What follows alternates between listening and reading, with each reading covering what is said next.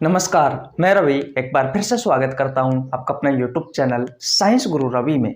Guys, आप सभी को पता है 1 फरवरी से रेलवे वाले बच्चों के लिए हमने बायोलॉजी का एक स्पेशल बैच स्टार्ट किया था, जिसमें हम आपको बायोलॉजी के प्रीवियस ईयर के क्वेश्चन करवा रहे हैं चैप्टर वाइज।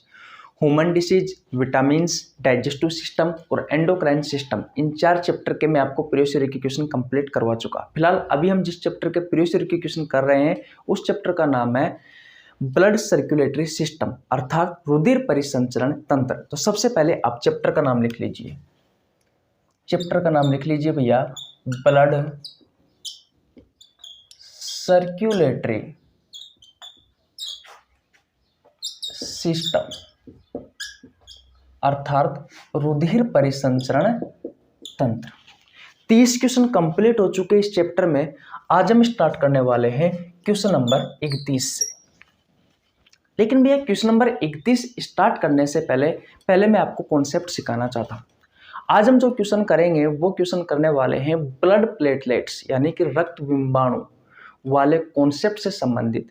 आपकी प्रतियोगी परीक्षाओं में यानी कि रेलवे जैसे कि group D, NTPC, LP technician, RRB, JE, RPF constable, SI वगैरह, इन सभी एग्जामों में जो क्वेश्चन पूछे गए हैं वो सभी क्वेश्चन मैं आपको करवाने वाला हूँ। लेकिन उससे पहले मैं आपको ब्लड प्लेटलेट्स यानी कि रक्त बिंबाणु से संबंधित कुछ महत्वपूर्ण बातें बताने वाला हूं, जिनके बारे में आपको पता होना जरूरी है। ब्लड प्लेटलेट्स का मुख्य कार्य होता है ब्लड क्लॉटिंग में हेल्प करना, यानी कि रक्त का थक्का जमाने में सहायक होती है ब्लड प्लेटलेट्स यानी कि रक्त बिंबाणु। तो किस तरीके से हमारे शरीर में रक्त का थक्का जमता है, किस तरीके से ब्लड क्लॉटिंग होती है, वो आपको डिटेल में जानना है। तो हो सकता है कि शुरुआत में 30 से 40 मिनट इसमें लग जाए, कम से कम 30 मिनट तो लगेगी ही लगेगी। तो हो सकता है आज हम क्वेश्चन कम करें, लेकिन भैया आपको कॉन्सेप्ट सिखाना जरूरी है। ये चैप्टर मैंने बहुत अच्छे से पढ़ा रखा। अगर आपने ये चैप्टर नहीं पढ़ा है तो आपको नीचे लिंक डिस्क्रिप्शन में मिल जाएगा इस चैप्टर का, आप जाकर पढ़ लीजिए। नहीं पढ़ा है तो कोई दिक्कत नहीं है, यहाँ पर मैं आपको कॉन्सेप्ट तो सिखा ही रहा हूँ, और फिर उस कॉन्सेप्ट से संबंधित जो क्वेश्चन आपके एग्जाम में पूछे गए हैं वो क्वेश्चन मैं आपको करवा रहा हूँ। तो हेडिंग क्या लगाओगे भैया?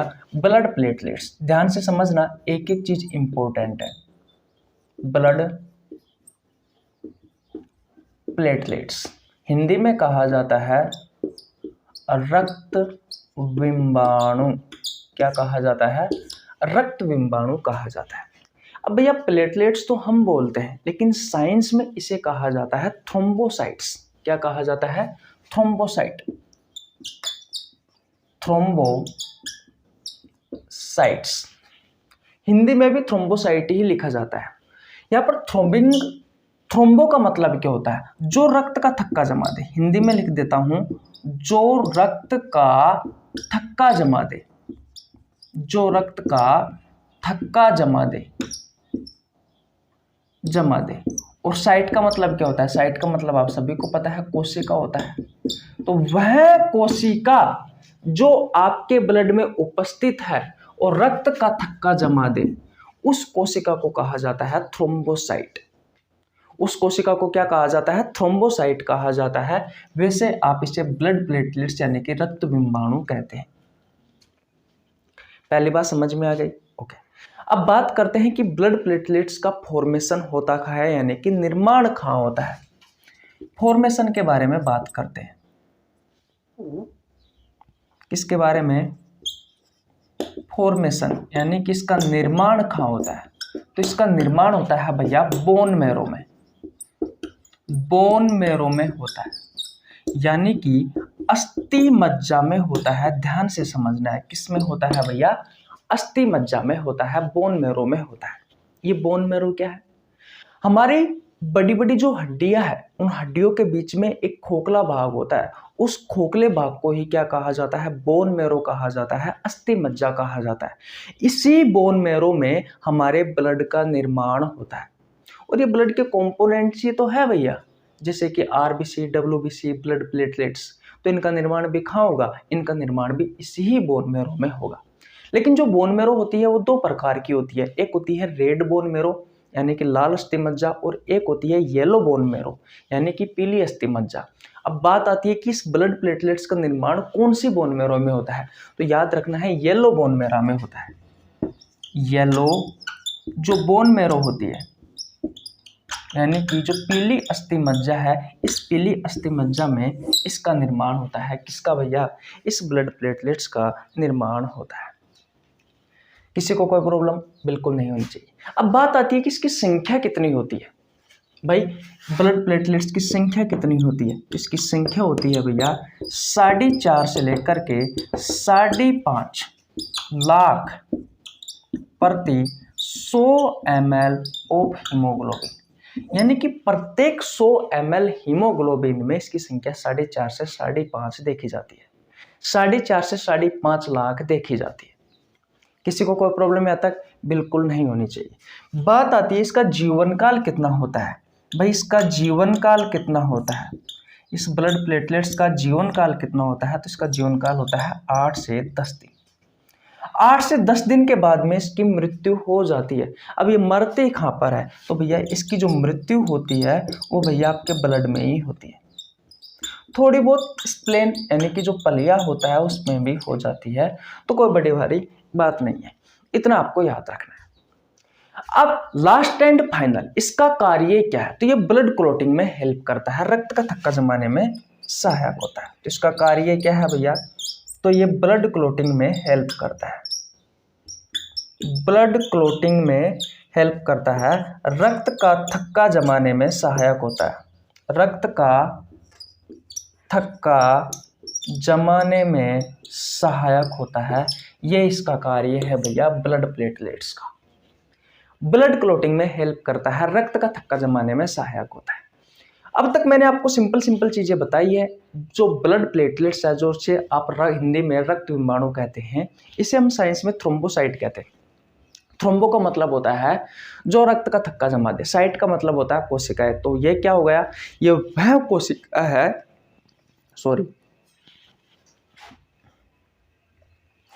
यह वह कोशिका है जो आपके ब्लड में होती है और यह रक्त का थक्का जमाने में सहायक होती है। तो ऐसी कोशिका जो आपके ब्लड में है और रक्त का थक्का जमाने में सहायक होती है, ऐसी कोशिकाओं को कहा जाता है हम रक्त विमाणु, ब्लड प्लेटलेट्स। इसका फॉर्मेशन बोन मेरो में होता है। आपके हड्डियों के बीच में जो खोखला भाग होता है उसे बोन मेरो कहा जाता है। और कौन सी बोन मेरो में होता है? येलो बोन मेरो में होता है। इसकी संख्या 4.5 से 5.5 लाख होती है प्रत्येक 100 ml हीमोग्लोबिन में। इसका जीवन काल 8 से 10 दिन होता है। इसकी मृत्यु ब्लड में हो जाती है, थोड़ी बहुत ना मात्रा के बराबर स्प्लेन यानी कि पलिया में होती है। इसका कार्य क्या है? ब्लड क्लॉटिंग में हेल्प करना, यानी कि रक्त का थक्का जमाने में सहायक होती है। ये चीज तो नॉर्मल है, ये चीज तो आप सबको आती होगी पहले भी, लेकिन अब मैं जो चीज आपको सिखाने वाला हूं वो बहुत इंपॉर्टेंट है। इनको याद कर लीजिए। लगभग ब्लड प्लेटलेट से 30 से 40% हिस्सा आपका यहीं से ही कवर हो जाएगा। अरे पूरे ब्लड वाले चैप्टर का ये भैया लगभग 30% हिस्सा कंप्लीट हो जाएगा। अब मैं आगे आपको जो चीज सिखाने वाला हूं वहां से आपसे क्वेश्चन पूछा जाता है कि वह कौन सी प्रोटीन है जो रक्त का थक्का जमाने में सहायक होती है। प्लाज्मा में मैंने आपको बताया था कुछ प्रोटीनों के नाम, जैसे कि क्लोटिंग प्रोटीन। कौन कौन सी है क्लोटिंग प्रोटीन? तो पहली है भैया थ्रोम्बिन, ये नाम याद कर लीजिए। दूसरी है प्रोथ्रोम्बिन, तीसरी है फाइब्रिनोजन। फाइब्रिनोजन इंपॉर्टेंट है, ये इंपॉर्टेंट है भैया। और चौथी है भैया फाइब्रिन। याद रखना ये फाइब्रिनोजन जो प्रोटीन होती है ये रक्त का थक्का जमाने में सबसे महत्वपूर्ण भूमिका निभाती है। तो ये 4 प्रोटीनों के नाम आपको याद करने पड़ेंगे। अगर आपसे कोई क्वेश्चन पूछे कि वह प्रोटीन कौन सी है जो रक्त का थक्का जमा दे, तो वह प्रोटीन है भैया थ्रोम्बिन, प्रोथ्रोम्बिन, फाइब्रिन और फाइब्रिनोजन और फाइब्रिन।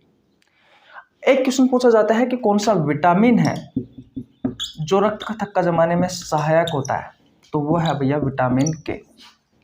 आपसे क्वेश्चन पूछा जाता है कि वह कौन सा मिनरल है, वह कौन सा खनिज तत्व है जो रक्त का थक्का जमाने में सहायक होता है, तो वह है भैया कैल्शियम। आपसे क्वेश्चन पूछा जाता है कि वह फैक्टर जो रक्त का थक्का जमाने में सहायक होते हैं, वो फैक्टर है भैया, 2 फैक्टर होते हैं। फैक्टर को हिंदी में कहा जाता है कारक। तो एक कारक है 7 यानी कि 7 और दूसरा है 9। तो कारक 7 और कारक 9 दोनों ही भैया रक्त का थक्का जमाने में सहायक होते हैं। कारक 7 और कारक 9 ये हमें जन्म से मिलते हैं। अगर ये आपको जन्म के साथ नहीं मिले हैं फैक्टर 7 और फैक्टर 9, तो भैया आपको एक रोग होगा, अनुवांशिक रोग, जिसे हीमोफीलिया रोग कहा जाता है। हमने आपको ह्यूमन डिसीज वाला चैप्टर पढ़ाया था, उसमें मैंने आपको जब जेनेटिक डिसीज पढ़ाए थे तब आपको बहुत अच्छे से पढ़ाया था कि एक्चुअली में हीमोफीलिया डिसीज है क्या। तो ये चीज़ें आपको याद रखनी है। अगर आपसे क्लोटिंग प्रोटीन के बारे में पूछें, वह प्रोटीन जो रक्त का थक्का जमाने में सहायक होती है तो वो होती है भैया थ्रोम्बिन, प्रोथ्रोम्बिन, फाइब्रिनोजन और फाइब्रिन। अगर आपसे विटामिन पूछे कि वह विटामिन जो रक्त का थक्का जमाने में सहायक होता है वो होता है विटामिन के। अगर आपसे मिनरल पूछे तो वह खनिज तत्व जो रक्त का थक्का जमाने में सहायक होता है वो होता है कैल्शियम। और अगर आपसे फैक्टर पूछे तो फैक्टर 7 और फैक्टर 9। ये भैया ये चीज याद कर लीजिए, बहुत सारे क्वेश्चन पूछे जाते हैं यहाँ से, बहुत सारे क्वेश्चन पूछे जाते हैं आपके एग्जाम में। अब ब्लड क्लॉटिंग है क्या? तो रक्त का थक्का जमाने में जो रक्त का थक्का जमता है उसे इंग्लिश में ब्लड क्लॉटिंग कहा जाता है, हिंदी में कहा जाता है रक्त का थक्का जमना। ये कार्य कौन करता है? तो ब्लड प्लेटलेट्स करती है। अब ये है क्या ब्लड क्लॉटिंग? तो जब आपको चोट लगती है, अरे भाई कभी तो आपको चोट लगी होगी आपके जीवन में, तो चोट लगने के पश्चात क्या होता है, हमारे शरीर के जिस हिस्से में चोट लगी है उस हिस्से से ब्लड बाहर निकलता है। आप देखते हो थोड़े देर बाद में वो ब्लड बहना अपने आप बंद हो जाता है, अपने आप वो ब्लड बहना रुक जाता है। ऐसा क्यों होता है? क्योंकि उस जगह पर ब्लड क्लॉटिंग हो चुकी है, रक्त का थक्का बन चुका है। ये ब्लड क्लॉटिंग होना एक प्रकार की केमिकल रिएक्शन है, ये एक प्रकार की केमिकल रिएक्शन है। अब ये किस तरीके से हमारे शरीर में ब्लड क्लॉटिंग होती है, वो केमिकल रिएक्शन है क्या, तो उस केमिकल रिएक्शन के बारे में अब हम पढ़ने वाले हैं। अगर आप ध्यान से सुनोगे मेरी बातों को तो आपको बहुत आसान लगेगा, लेकिन अगर आपने मेरी एक भी लाइन मिस कर दी तो भैया आपके ऊपर होकर निकल जाएगी, आपको कुछ समझ में नहीं आएगा और इससे संबंधित जो भी हम क्वेश्चन करने वाले हैं फिर वो क्वेश्चन आपको बिल्कुल भी समझ नहीं आएंगे, फिर आप मुझे गाली दोगे। इसलिए मैं पहले ही बता देता हूं कि एक एक चीज को ध्यान से समझना। वो केमिकल रिएक्शन अब हम पढ़ने वाले हैं जो भैया आपको जब चोट लगती है, चोट लगने के पश्चात खून बहता है, तो खून बहना रुक जाता है, उसका मतलब ब्लड क्लॉटिंग हो चुकी है। ब्लड क्लॉटिंग क्या एक प्रकार की केमिकल रिएक्शन है। अब उस केमिकल रिएक्शन के बारे में हम पढ़ने वाले। इतनी बात क्लियर है? किसी को कोई प्रॉब्लम यहाँ तक बिल्कुल नहीं होनी चाहिए। स्क्रीनशॉट ले लीजिए भैया, ले लिया आपने स्क्रीनशॉट? ओके, मिटा देता हूं। अब ध्यान से समझना, एक एक चीज आपके लिए इंपॉर्टेंट है भैया। चैनल पर नए आए हो तो चैनल को सब्सक्राइब कर लेना, बेल आइकन को प्रेस कर लेना ताकि आपके पास हमारी वीडियो का नोटिफिकेशन टाइम टू टाइम पहुंच सके। ध्यान से समझना भैया, 10-15 मिनट का खेल हो रहा है। अगर 10-15 मिनट आपने ध्यान से सुन लिया ना इन सभी बातों को, तो फिर भैया आज के बाद में आपका ब्लड प्लेटलेट से एक भी क्वेश्चन नहीं छूटेगा। पहले मैं आपसे कुछ क्वेश्चन पूछ लेता हूँ। अगर मैं आपसे पूछूं कि रक्त का थक्का जमाने वाली प्रोटीन कौन कौन सी है? अरे ब्लड क्लॉटिंग में हेल्प करने वाली प्रोटीन कौन कौन सी है? प्रोथ्रोम्बिन, थ्रोम्बिन, फाइब्रिनोजन और फाइब्रिन। कौन सा विटामिन है जो रक्त का थक्का जमाने में सहायक होता है? तो विटामिन के। कौन सा मिनरल्स है, कौन सा खनिज तत्व है जो रक्त का थक्का जमाने में सहायक होता है? तो कैल्शियम। कौन से फैक्टर है जो रक्त का थक्का जमाने में सहायक होते हैं? तो फैक्टर 7 और फैक्टर 9। इतनी चीजें याद है ना? ओके भैया, अब ध्यान से समझना, यह आपके शरीर का वह हिस्सा है जिसमें आपको चोट लगी है। जैसे कि मान लीजिए ये हिस्सा, यहां पर मुझे चोट लगी है, तो सबसे पहले स्किन आएगी, यानी कि स्किन पर आपको चोट लगेगी। तो ऊपर ऊपर क्या होती है? स्किन होती है। अरे आपकी त्वचा होती है, इस त्वचा के नीचे मसल्स होती है, आपका मांस होता है। क्या होता है? मांस। और इस मांस के नीचे क्या होती है? ब्लड वेसल्स होती है, रुधिर वाहिकाएं होती है, जिनमें होकर हमारा शरीर में ब्लड पैक होकर के घूमता रहता है, जिन्हें हम आम भाषा में नस कहते हैं। आपको पता है हमारे नसों में ब्लड पैक होकर के पूरे शरीर में घूमता रहता है। ब्लड वेसल्स 3 प्रकार की होती है, मैंने आपको बताया भी था, आर्टरी, वेन्स, कैपिलरीज। तो ये आर्टरी, वेन्स और जो कैपिलरीज होती है, इनमें ही भैया हमारा ब्लड पैक होकर के घूमता रहता है पूरे शरीर में। तो उसका मतलब यह है कि जब हमारी आर्टरी, वेन्स या कैपिलरीज में कट लगेगा तभी तो भैया हमारे शरीर से ब्लड बाहर आएगा। भाई तभी तो हमारे शरीर से ब्लड बाहर आएगा। तो यह वह हिस्सा है जहां पर आपको चोट लगी है। और भैया इनमें ये आपकी आर्टरी, वेन्स या कैपिलरीज है, ये है। अब यहाँ पर इस तरीके से कट लगा तो ब्लड बाहर निकला।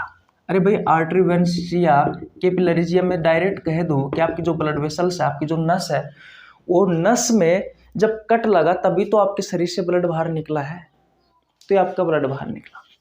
जैसे ही आपको चोट लगती है और आपके शरीर से ब्लड बाहर निकलता है, तुरंत आपके ब्रेन के पास सिग्नल जाता है।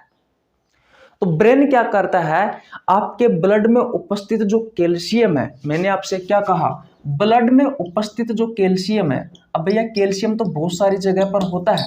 आपके दांतों में कैल्शियम पाया जाता है, आपकी हड्डियों में कैल्शियम पाया जाता है, आपके नाखूनों में कैल्शियम पाया जाता है, आपके बालों में कैल्शियम पाया जाता है, लेकिन ये सब काम में नहीं आने वाले। जो ब्लड में उपस्थित जो कैल्शियम है, उस कैल्शियम को भैया आपका ब्रेन सिग्नल देता है कि चोट लगने वाले स्थान पर जाइए। जहां पर चोट लगी है, ये उस स्थान पर ये ब्लड में उपस्थित कैल्शियम है, ये आ जाता है। अब यहां पर क्या था, इस ब्लड वेसल्स के ऊपर क्या थे, मांस था, यानी कि मसल्स थी। और मसल्स क्या है, एक प्रकार का टिश्यू है। टिश्यू क्या होते हैं, ग्रुप ऑफ सेल्स, कोशिकाओं का समूह। तो भैया बहुत सारी सेल्स डैमेज हुई है, अरे बहुत सारी कोशिकाएं नष्ट हुई है, मांस फटा है, आपकी मसल्स फटी है, और मसल्स के नीचे जो ब्लड वेसल्स है, जो रुधिर वाहिका है, उनमें कट लगा है, तब जाकर के आपके शरीर से ब्लड बाहर निकला है। तो ये जो नष्ट हुई कोशिका है, ये मरी हुई जो कोशिका है, उससे केमिकल का स्राव होता है। किसका, केमिकल का स्राव होता है, एक रसायन का स्राव होता है, और उस रसायन को कहा जाता है थ्रोम्बोप्लास्टिन। थ्रोम्बोप्लास्टिन कहा जाता है। क्या कहा जाता है भैया, थ्रोम्बोप्लास्टिन कहा जाता है। मेरी बात को ध्यान से सुनना भैया, मजा आ जाएगा। क्या कहा जाता है, थ्रोम्बोप्लास्टिन कहा जाता है। इतनी बात क्लियर है। आपकी ब्लड वेसल्स में कट लगा, आर्टरी, वेन्स, कैपिलरीज में कट लगा तो ब्लड बाहर निकला। शुरुआत में आपका जो मसल्स, आपका जो मांस फटा है, मांस के ऊपर जो त्वचा है वो डैमेज हुई है। तो इन मरी हुई कोशिकाओं से, मसल्स क्या एक प्रकार का टिश्यू है, और टिश्यू किससे मिलकर के बना हुआ होता है, ग्रुप ऑफ सेल्स। जब कोशिकाओं का समूह बन जाता है तो ऊतकों का निर्माण होता है, टिश्यू का निर्माण होता है। और मसल्स है वो एक प्रकार का टिश्यू है। तो यहाँ पर कुछ कोशिकाएं मरी है, कुछ कोशिकाएं नष्ट हुई है, तो इन कोशिकाओं से केमिकल का स्राव हुआ है, जिसे कहा जाता है थ्रोम्बोप्लास्टिन।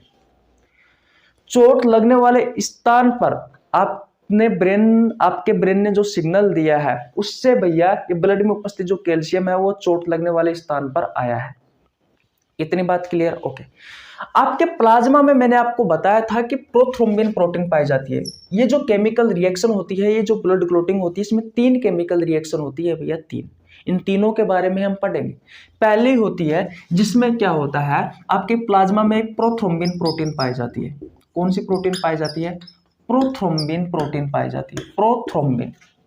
अब ये प्रोथ्रोम्बिन जो प्रोटीन है, आपने पढ़ा होगा, मैंने आपको पाचन तंत्र वाले चैप्टर में पढ़ाया था कि प्रोरेनिन जो एंजाइम है, उसको HCl हाइड्रोक्लोरिक एंजाइम जो होता है वो रेनिन एंजाइम में कन्वर्ट करता है। तो जिसके आगे प्रो लगा हुआ है, उसका मतलब क्या था, वहां पर प्रोरेनिन जो था वो नॉन एक्टिव था, यानी कि वो निष्क्रिय अवस्था में था। यहाँ पर भी भैया ये प्रोथ्रोम्बिन जो प्रोटीन होती है वो नॉन एक्टिव होती है, वो नॉन एक्टिव होती है, यानी कि वो निष्क्रिय अवस्था में है भैया। किस अवस्था में है, निष्क्रिय अवस्था में है। तो इस प्रोथ्रोम्बिन को, ये जो आपके ब्लड में उपस्थित ये जो कैल्शियम है, ये कैल्शियम और ये जो केमिकल है थ्रोम्बोप्लास्टिन, जो मरी हुई कोशिकाओं से निकला है या मरी हुई कोशिकाओं से स्रावित हुआ है, थ्रोम्बोप्लास्टिन, इन्होंने क्या किया, इस प्रोथ्रोम्बिन को, इस कैल्शियम ने और इस थ्रोम्बोप्लास्टिन ने भैया इसे थ्रोम्बिन में कन्वर्ट कर दिया। किस में कन्वर्ट कर दिया, थ्रोम्बिन में कन्वर्ट कर दिया। किस में कन्वर्ट कर दिया, थ्रोम्बिन में कन्वर्ट कर दिया। अब ये थ्रोम्बिन है, ये भैया एक्टिव अवस्था में है, ये एक्टिव है, ये सक्रिय है, यानी कि अब ये ऐसी स्थिति में है, अब ये काम कर सकती है। ये नॉन एक्टिव थी, निष्क्रिय अवस्था में थी, ये ऐसी अवस्था में थी कि ये काम नहीं कर सकती। तो भैया सबसे पहले इस प्रोथ्रोम्बिन को, जो निष्क्रिय अवस्था में है, जो नॉन एक्टिव अवस्था में है, उसको इस ब्लड में पाए जाने वाले कैल्शियम ने और मरी हुई कोशिकाओं से या नष्ट हुई कोशिकाओं से ये जो केमिकल स्राव हुआ है थ्रोम्बोप्लास्टिन, इन दोनों ने क्या किया, इस प्रोथ्रोम्बिन को किस में बदल दिया, थ्रोम्बिन में कन्वर्ट कर दिया। थ्रोम्बिन एक्टिव अवस्था में है, कार्य करने की अवस्था में है। आपको पता है हमारा जो ब्लड होता है उसमें एक एंटी क्लोटिंग फैक्टर पाया जाता है, एंटी क्लोटिंग फैक्टर पाया जाता है और उसका नाम है हिपेरिन। आपके शरीर के अंदर आपके ब्लड को जमने से रोकने का कार्य कौन करता है? ये हिपेरिन करता है। ब्लड को क्लोट नहीं होने देता है आपके शरीर के अंदर कौन? ये हिपेरिन। अब भैया जहां पर आपको चोट लगी है ना, जिस हिस्से में, तो वहां आपको अंदर थोड़ी ना करना है ब्लड क्लोट। अरे ब्लड क्लोटिंग की जो केमिकल रिएक्शन है वो आपको अंदर थोड़ी ना करनी है, आपको तो बाहर करनी है ताकि हमारा ब्लड रुक सके। तो ये जो थ्रोम्बिन होता है, जिस जगह पर आपको चोट लगी उस जगह पर ये जो हिपेरिन होता है जो आपको ब्लड को जमने से रोकता है, लेकिन हमें तो ब्लड का थक्का जमाना है। और ये जो हिपेरिन होता है ये एंटी क्लोटिंग फैक्टर है, ये रक्त को थक्का जमने से रोकने का काम करता है आपके शरीर के अंदर। तो भैया ये जो थ्रोम्बिन है, ये थ्रोम्बिन है, ये क्या करता है? इस हिपेरिन को डीएक्टिवेट कर देता है। क्या कर देता है? डीएक्टिवेट कर देता है, यानी कि उसको वहां पर निष्क्रिय अवस्था में ला देता है, ऐसी अवस्था में ला देता है जहां पर इस हिपेरिन का कार्य समाप्त हो जाता है। मैं स्लाइड चेंज कर देता हूं फिर आपको समझाता हूं भैया, स्क्रीनशॉट ले लीजिए।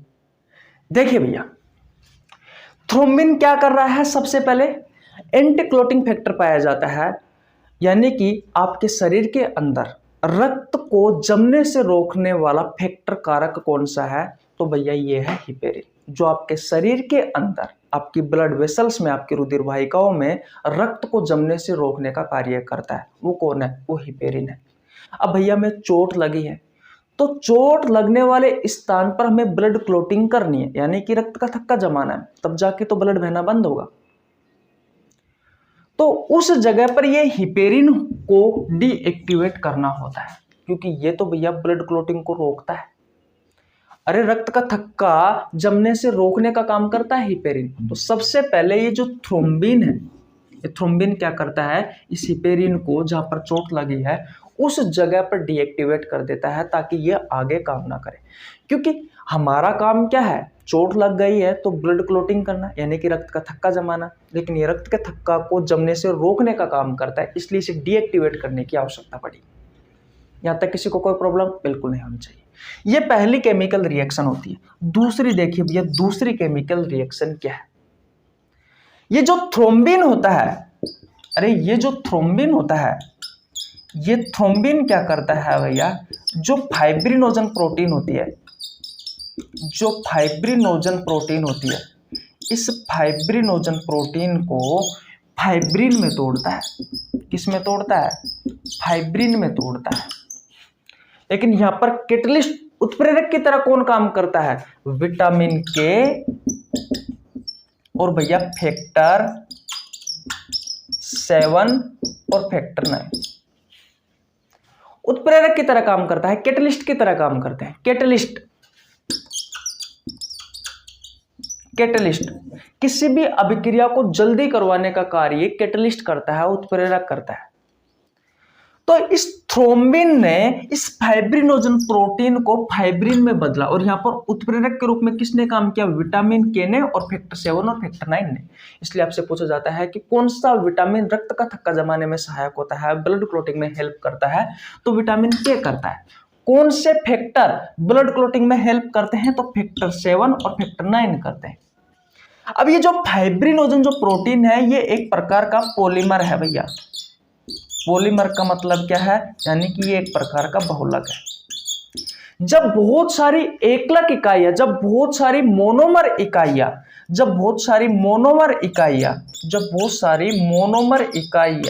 आपस में जुड़ती है, जब बहुत सारी एकलक इकाइयां आपस में जुड़ती है भैया, तो बहुलक का निर्माण होता है।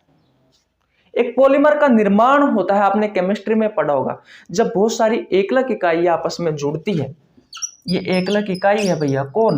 ये फाइब्रिन। तो जब बहुत सारी एकलक इकाइयां आपस में जुड़ती है तो किसका निर्माण होता है? पॉलीमर का, बहुलक का निर्माण होता है। ये फाइब्रिनोजन जो प्रोटीन है वो एक प्रकार का पॉलीमर है, एक प्रकार का बहुलक है।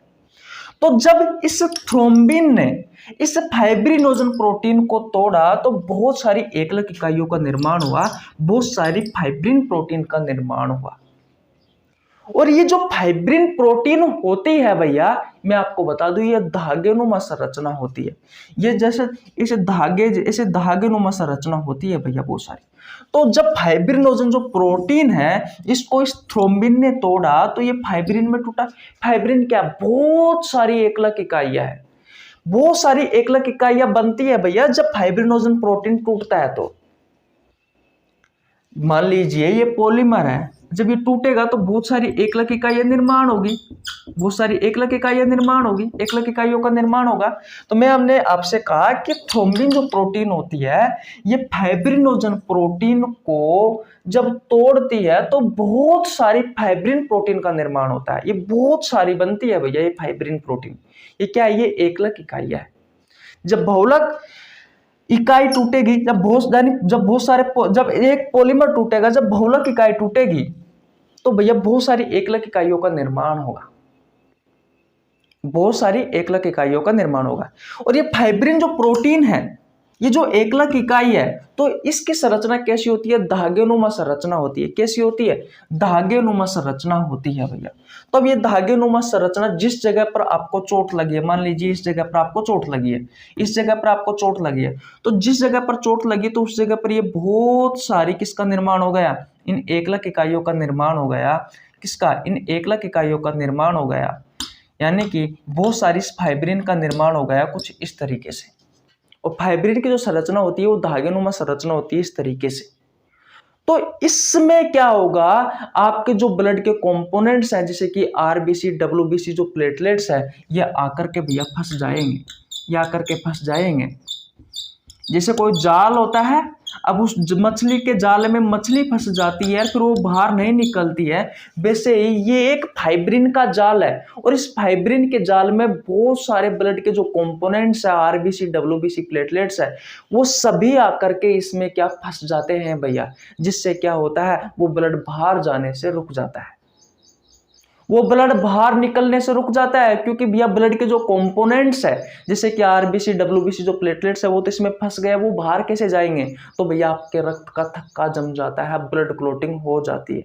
तो कुछ इस तरीके से ब्लड क्लोटिंग होती है। अब आप सोच रहे होंगे कि ये तो दो ही केमिकल रिएक्शन है, तो तीसरी केमिकल रिएक्शन में क्या होता है, ये जो फाइब्रिन है भैया, ये जो फाइब्रिन है इसमें भैया ब्लड कंपोनेंट्स आकर के फंस जाते हैं भैया, आकर के फंस जाते हैं और ब्लड क्लोटिंग हो जाती है। और क्या होता है भैया, और भैया ब्लड क्लोटिंग हो जाती है, और भैया ब्लड क्लोटिंग हो जाती है। और हमें ब्लड क्लोटिंग ही तो करना है, हमें ब्लड क्लोटिंग ही तो करना है। तो ये केमिकल रिएक्शन होती है भैया। अगर आपने शुरू से इन चीजों को ध्यान से सुना है तो आपको एक एक चीज समझ में आई होगी। अगर नहीं आई है अभी तो कोई बात नहीं, मैं आपको फिर दोबारा एक बार और रिवीजन करवाता हूं। ध्यान से समझ लेना, एक एक चीज आपकी एग्जाम के लिए इंपॉर्टेंट है। चाहे आप यूपीएससी की तैयारी कर रहे हो, एनडीए, पीसीएस, नीट, पटवार, पुलिस, एसएससी, रेलवे, किसी भी प्रतियोगी परीक्षाओं की तैयारी कर रहे हो, सभी एग्जामों में यहाँ से अच्छे अच्छे लेवल के क्वेश्चन निकल कर आते हैं भैया। इसलिए जो कॉन्सेप्ट सिखाया जा रहा है उसको ध्यान से समझ लीजिए, ध्यान से पढ़ लीजिए, आपकी जिंदगी सुधर जाएगी भैया। हमें ब्लड क्लोटिंग करनी है, रक्त का थक्का जमाना है। क्यों जमाना है, क्योंकि हमारे शरीर के किसी हिस्से पर आपको चोट लगी है, और चोट लगने के पश्चात क्या हुआ है, हमारा वहां की जो स्किन है, जिस जगह पर चोट लगी है वहां की जो स्किन है, वहां की जो त्वचा है, उसमें कट लगा है, वो डैमेज हुई है। उसके अंदर जो मांस है, जो मसल्स है, वो फटा है। और उसके नीचे जो ब्लड वेसल्स है, जो रुधिर वाहिकाएं है, जो आम भाषा में कहे तो जो नस है, वो नस में कट लगा है, जिसके कारण हमारे शरीर से ब्लड बाहर आया है। तो जैसे ही आपको चोट लगती है, आपके शरीर से ब्लड बाहर निकलता है, आपकी नस में कट लगा है, जैसे ही नसों से ब्लड बाहर निकलता है तो आपके ब्रेन के पास सूचना जाती है कि आपको चोट लग चुकी है। ब्रेन क्या करता है, आपके ब्लड में उपस्थित जो कैल्शियम है, उस कैल्शियम को चोट लगने वाले स्थान पर तुरंत भेज देता है। और यहां पर जो कोशिकाएं नष्ट हुई है, जिस जगह पर आपको चोट लगी है, जहां पर जो कोशिकाएं मरी हुई है, भाई जिस जगह पर आपको चोट लगी है तो वहां पर कोशिकाओं की मृत्यु तो होगी, कोशिका नष्ट तो होगी। तो मरी हुई कोशिकाओं से एक केमिकल निकलता है, केमिकल का स्राव होता है और उस केमिकल को कहा जाता है थ्रोम्बोप्लास्टिन। क्या कहा जाता है? थ्रोम्बोप्लास्टिन कहा जाता है। आपकी प्लाज्मा में एक प्रोथ्रोम्बिन, एक प्रोटीन होती है जो निष्क्रिय अवस्था में होती है, उसको भैया सक्रिय अवस्था में बदलने के लिए ये कैल्शियम और ये जो थ्रोम्बोप्लास्टिन होता है, ये दोनों सहायक होते हैं। अब इस प्रोथ्रोम्बिन को थ्रोम्बिन में बदल दिया। अब थ्रोम्बिन एक्टिव अवस्था में है, यानी कि सक्रिय अवस्था में है। अब ये काम करने वाली अवस्था में है। एक एंटी क्लोटिंग फैक्टर पाया जाता है आपके ब्लड में, जिसका नाम है हिपेरिन। आपसे क्वेश्चन पूछा जाता है कि वह कौन सा कारक है जो आपके शरीर में ब्लड को जमने से रोकने का काम करता है, तो वो होता है हिपेरिन। ये एंटी क्लोटिंग फैक्टर है भैया। ये ऐसा फैक्टर है जो क्लोटिंग नहीं होने देता है आपके ब्लड शरीर के अंदर। अब हमें तो ब्लड का क्लोट करना है क्योंकि चोट लगी है। अरे भाई ब्लड की क्लोटिंग करनी है, ब्लड क्लोटिंग करनी है, रक्त का थक्का जमाना है, तो सबसे पहले ये थ्रोम्बिन इसको डीएक्टिवेट करेगा। जैसे ही ये डीएक्टिवेट हो गया तो अब हम आसानी से अच्छे से ब्लड क्लोटिंग कर सकते हैं, यानी कि रक्त का थक्का जमा सकते हैं।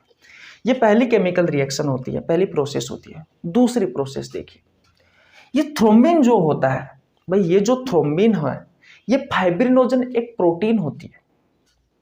इस फाइब्रिनोजन प्रोटीन को फाइब्रिन में बदल देता है और इसमें कैटलिस्ट के रूप में, उत्प्रेरक के रूप में विटामिन के और फैक्टर 7 और फैक्टर 9 दोनों सहायक होते हैं। याद रखना है, ये जो फाइब्रिनोजन जो प्रोटीन है वो एक प्रकार का बहुलक है। अब जो बहुलक बना हुआ होता है ना, वो बहुत सारी एकलक इकाइयों से मिलकर के बना हुआ होता है। जब बहुत सारी एकलक इकाइयां आपस में जुड़ती है तो एक पॉलीमर का निर्माण होता है, एक बहुलक का निर्माण होता है। अब भैया जब कोई बहुलक टूटेगा तो बहुत सारी एकलक इकाइयों का निर्माण होगा, तो बहुत सारी एकलक इकाइयों का निर्माण होगा। अब ये जब फाइब्रिनोजन जो प्रोटीन है, इसको तोड़ने का कार्य कौन करता है? थ्रोम्बिन करता है। इसमें उत्प्रेरक के रूप में विटामिन के और ये फैक्टर 7 और फैक्टर 9 सहायक होता है। तो ये फाइब्रिनोजन प्रोटीन बहुत सारी एकलक इकाइयों में टूटी, यानी कि बहुत सारी फाइब्रिन प्रोटीन का निर्माण हुआ। और जो फाइब्रिन प्रोटीन है इसकी संरचना धागे के समान होती है, धागे के समान होती है। तो जिस जगह पर चोट लगी है उस जगह पर बहुत सारे धागे के रूप में ये जो संरचना है फाइब्रिन, ये दिखाई देती है। अब ब्लड बह रहा है लगातार, तो अब क्या होगा? जैसे ही इस फाइब्रिन प्रोटीन का निर्माण हुआ, जैसे ही ये एकलक इकाई का निर्माण हुआ, बहुत सारी एकलक इकाइयां बनती है, फाइब्रिन प्रोटीन बहुत सारी बनती है, तो बहुत सारे धागे धागे से हो जाएंगे। तो इसमें क्या होगा? ये जो फाइब्रिन है इसमें ब्लड के जो कंपोनेंट्स है, यानी कि जो ब्लड के कंपोनेंट्स हैं, जैसे कि आरबीसी है, डब्ल्यूबीसी है, ब्लड प्लेटलेट्स है, वो सभी आकर के इन धागों में, ये जो फाइब्रिन प्रोटीन का जो जाल है बेटा, इसमें आकर के फंस जाता है। ये ब्लड के कंपोनेंट्स आकर के फंस जाते हैं इस फाइब्रिन प्रोटीन के जाल में। आरबीसी फंस गई, डब्ल्यूबीसी फंस गई, प्लेटलेट्स फंस गई। अब सभी फंस जाती है तो भैया ब्लड बाहर निकलेगा क्या? नहीं निकलेगा, क्योंकि जाल में फंस चुके हैं भैया। तो वहां पर क्या होगा? ब्लड बहना रुक जाएगा, क्योंकि ब्लड के कंपोनेंट्स, जो ब्लड के कंपोनेंट्स हैं वो फंस चुके हैं इस जाल में, फाइब्रिन प्रोटीन के जाल में, तो ब्लड बहना रुक जाएगा। और मैंने भी तो आपसे शुरुआत में यही कहा था कि मान लीजिए आपको शरीर के किसी हिस्से पर चोट आई, आपके शरीर से ब्लड बाहर गया, आप देखते हो कुछ समय के पश्चात वो ब्लड बहना अपने आप रुक जाता है। वही होता है ब्लड क्लोटिंग, वही होता है रक्त का थक्का जमना। तो उस रक्त के थक्के जमने में ये सारी केमिकल प्रोसेस होती है। और यहां से आपके एग्जाम में क्वेश्चन पूछे जाते हैं, यहां से आपके एग्जाम में क्वेश्चन पूछे जाते हैं। क्वेश्चन पूछा जाता है जैसे कि आपने पढ़ा होगा, कौन सा विटामिन रक्त का थक्का जमाने में सहायक होता है? अरे भैया विटामिन के। कौन सा मिनरल्स रक्त का थक्का जमाने में सहायक होता है? कैल्शियम। कौन सा केमिकल रक्त का थक्का जमाने में सहायक होता है जो मरी हुई कोशिकाओं से स्रावित होता है? थ्रोम्बोप्लास्टिन। कौन सा फैक्टर रक्त का थक्का जमाने में सहायक होता है? अरे भाई फैक्टर 7 और फैक्टर 9। थ्रोम्बिन को प्रोथ्रोम्बिन में बदलने का काम कौन करता है? तो कैल्शियम और थ्रोम्बोप्लास्टिन। फाइब्रिनोजन को फाइब्रिन में तोड़ने का काम कौन करता है? थ्रोम्बिन। हिपेरिन होता है, उसको डीएक्टिवेट करने का काम कौन करता है? अरे भाई थ्रोम्बिन करता है। ये सारी आपके एग्जाम के क्वेश्चन है भाई, ये सारे आपके एग्जाम के क्वेश्चन है, तो इनके बारे में आपको पता होना जरूरी है भाई।